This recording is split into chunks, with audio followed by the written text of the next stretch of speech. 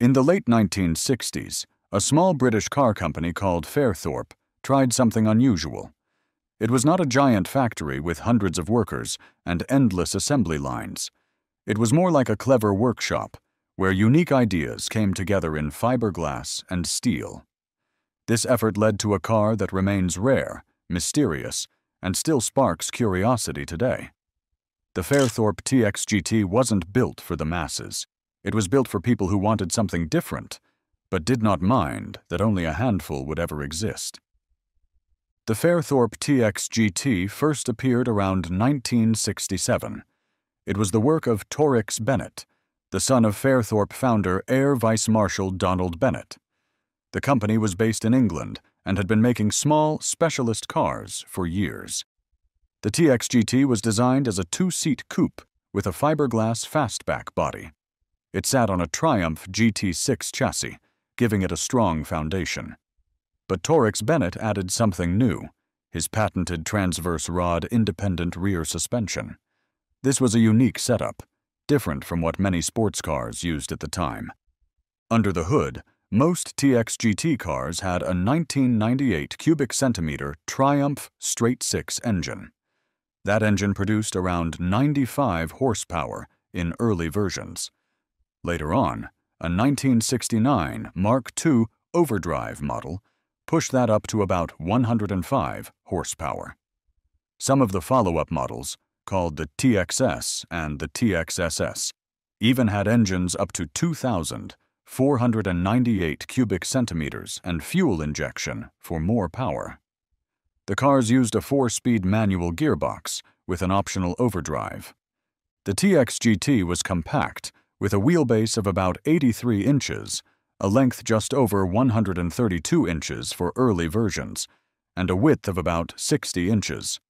It stood at around 46.5 inches tall. The fiberglass body was bolted on, so repairs or changes were easier than on a traditional metal-bodied car. The lightweight build meant the car did not need huge power to feel lively. Production numbers were tiny. Estimates say there were only between 30 and 50 units made across all versions from 1967 to 1976. This was partly due to the nature of the company, and partly because this was never a mass-market car. The TXS offered more engine choices, and the TXSS, with its Triumph fuel-injected engine, was the high-performance version in the lineup. Driving one of these cars would have been a very British experience in the 1960s and 1970s. The straight-six engine gave a smooth pull, the suspension setup kept the ride interesting, and the small cabin made sure you got to know your passenger very well. If you were over 6 feet tall, you might have needed to fold yourself in like a deck chair. Today, finding a Fairthorp TX-GT, Texas S or TXSS is rare. Their small production run, unique engineering choices, and handmade feel make them stand out in classic car gatherings. They are a reminder of a time when a determined designer like Torix Bennett could take a Triumph GT6 chassis, mix it with a fiberglass fastback body, and create something both unusual and memorable without ever aiming to compete with the big car makers. In the mid-1980s, a small sports car from Northern Ireland tried to combine Italian engineering with a British kit car spirit. It was called the Clan Clover, and it had a story that started years earlier with a completely different car. The tale includes the town of Newtownards, a few determined engineers, some borrowed car parts, and the unfortunate end of a tiny company. It is a story about ambition, strange parts bin choices, and just how few people it takes to keep a dream alive. The roots of the Clan Clover began in 1971 with the Clan Crusader. This first model was designed by former Lotus engineers led by Paul Hausauer, with styling by John Frayling. It was a fiberglass monocoque two-seater that used Hillman Imp running gear. Between 1971 and 1974, only 315 Crusaders were built before the company folded.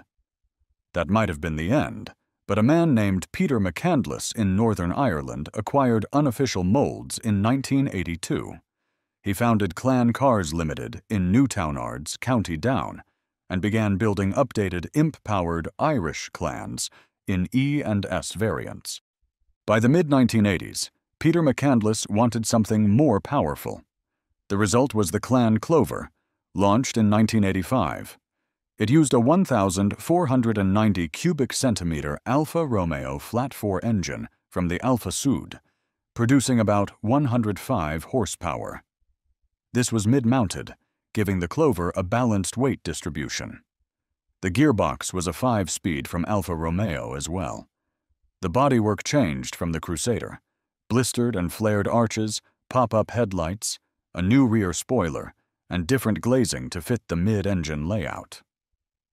Clan Clover production was tiny. Reports vary. Some say about 26 cars were built, with 20 for the road and 6 for racing. Others say about 21 factory-built cars, plus around 6 kits. Either way, that is fewer cars than there are people in a crowded coffee shop. The brakes up front came from the MGB. The dashboard and many interior fittings came from a Ford Fiesta, and the wheels were 13-inch alloys, often wearing Pirelli tires. The Clover kept the fiberglass monocoque construction of the Crusader. Some claimed the Clover could reach a top speed of around 125 miles per hour and sprint from 0 to 60 miles per hour in about 7 seconds, though these figures were never officially proven. The price range for the Irish Clan series, which included the Clover, went from about £1,200 for a basic kit to around £10,000 for a fully built example. The company ran into trouble quickly. Financial and quality issues meant Clan Cars Limited went into receivership in June 1987. Just like the original Crusader company, the Clover's manufacturer closed down before it could make more than a handful of cars. Today, surviving Clovers can be spotted at shows, often in bright red, wearing the Clover emblem and the flared arches that marked the mid-engine design. One example, registration SAZ 3982, appears in many photographs and represents a rare reminder of when Newtownards briefly built an Italian-powered sports car that borrowed bits from all over the automotive map.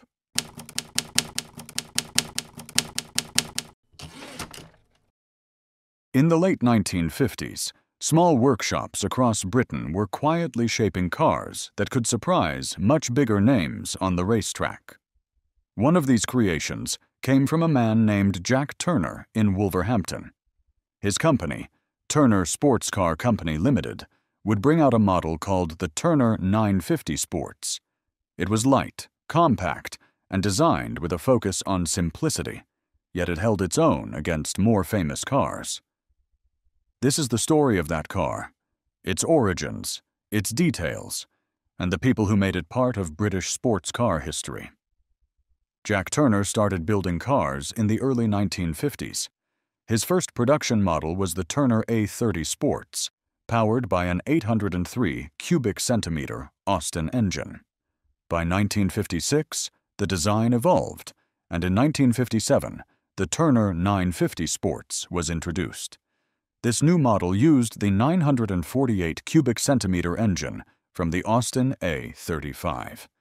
It produced about 43 horsepower at 4,000 revolutions per minute and could reach a top speed of around 96 miles per hour. The acceleration from 0 to 60 miles per hour took about 19.8 seconds. Not lightning fast, but in the right hands, it could outhandle many cars that were more powerful. The Turner 950 Sports had a fiberglass body mounted on a steel tube chassis. The car weighed around 1,180 pounds, making it light enough to feel lively on twisting roads and race circuits. Its wheelbase measured 80.5 inches, with a total length of 138 inches, a width of 54 inches, and a height of 47 inches. The front track was 45.5 inches wide, while the rear was slightly narrower at 44.8 inches. Suspension in the front used pressed steel wishbones with coil springs, while the rear was a solid axle with torsion bars. Steering was by rack and pinion, giving it a direct feel that drivers appreciated. Production of the Turner 950 Sports ran from 1957 to 1959, with about 170 cars built. In 1959, it was replaced by the Turner Sports Mark I. This newer version had an updated chassis, optional front disc brakes, and the choice of a Coventry Climax engine. Only about 40 of the Mark I cars were produced before the Turner Sports Mark II arrived in 1960. The Mark II had Triumph Herald suspension and engines from Ford, ranging from 997 cubic centimeters to 1,340 cubic centimeters. Around 150 Mark II cars were made. In 1963, the Turner Sports Mark III came out, using a tuned Ford 1,500 cubic centimeter engine and a bonnet scoop. About 100 of these were built before production ended in 1966. Turners were not just pretty little roadsters. They raced, too. Ken McKenzie drove a 1960 Turner 950 Sports, prepared by Alexander Engineering. He raced at Goodwood and placed third in Class A of the Autosport series. In club racing, Turners often managed to beat bigger names like Jaguar, Lotus, and Aston Martin. The company even made a Turner GT, a fixed-head coupe with a monocoque center section, between 1962 and 1964. Only 9 of these were built, making them very rare today. The Turner story ended in 1966, but the 950 Sports remains a reminder of a time when a small workshop in Wolverhampton could take on the giants.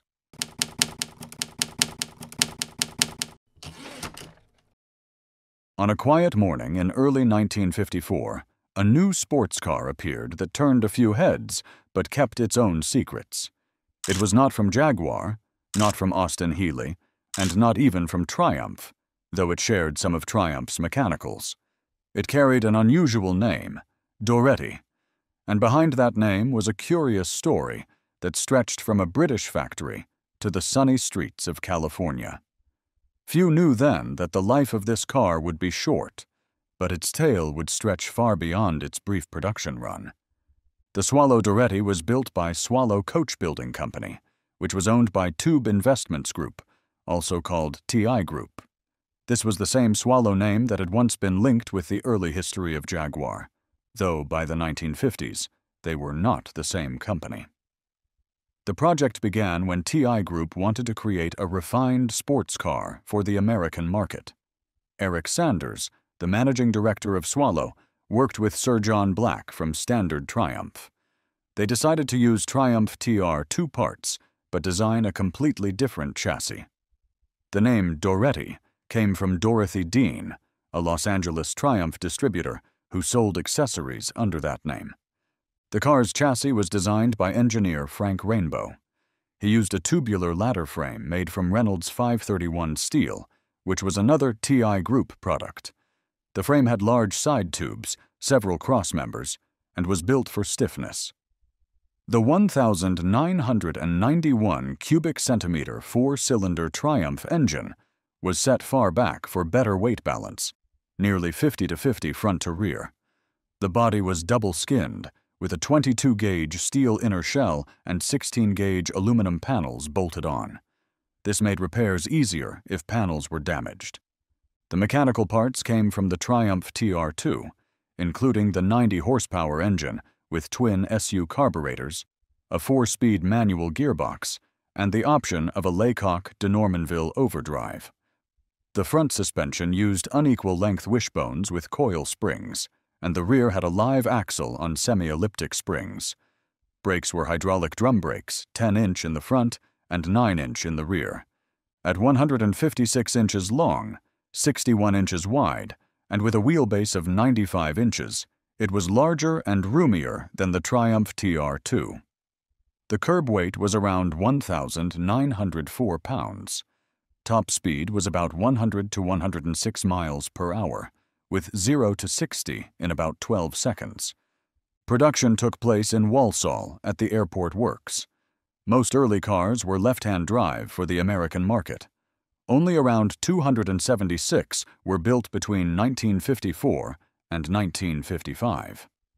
A few Mark II prototypes called Sabre were made, with wind-up windows and other changes, but production ended suddenly. Some say the TI Group simply decided to stop making cars. Others believe Jaguars' Sir William Lyons and other industry leaders did not like a supplier competing with them. Whatever the reason, the Dretti's run was over. Today, around 200 survive. The Swallow. Dretti's life was short, but its mix of British engineering and Californian influence left it an unusual chapter in sports car history, and a reminder that sometimes even a short road can lead to a long story.